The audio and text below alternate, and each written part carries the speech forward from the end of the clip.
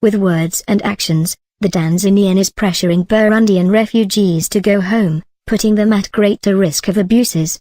Over the last few months, the Burundian government has continued to insist that the deadly instability is over.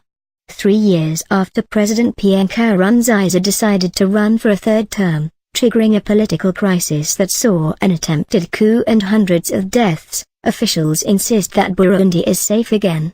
This message has been particularly targeted at hundreds of thousands of Burundian refugees who are now being encouraged to return.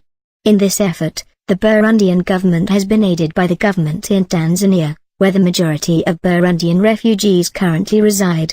There is pressure on us, says a resident of Nyarugusu camp in Tanzania. It was officially announced that Burundians must go back to their country, because they say there is peace now. In mid-July, senior Tanzanian officials visited the camps and urged refugees to sign up for voluntary return. According to a resident of Mtendeli camp, the governor of Kigoma claimed this was the only option. He talked in a way that expressed force, he recalled. He said we should register en masse. A few weeks later, restrictions were imposed on economic activity in the camps.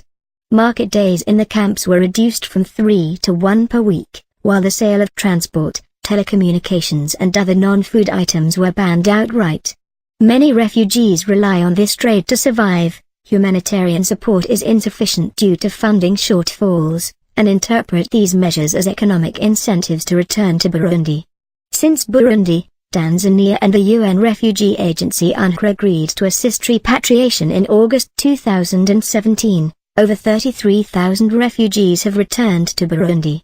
Many more are awaiting transport and assistance. Some refugees say the rate of people registering to return has increased under the recent pressure. However, the vast majority of the 230,000 still living in Tanzania are choosing to stay put. Like many human rights groups, both domestic and international, they are skeptical of the government's reassurances.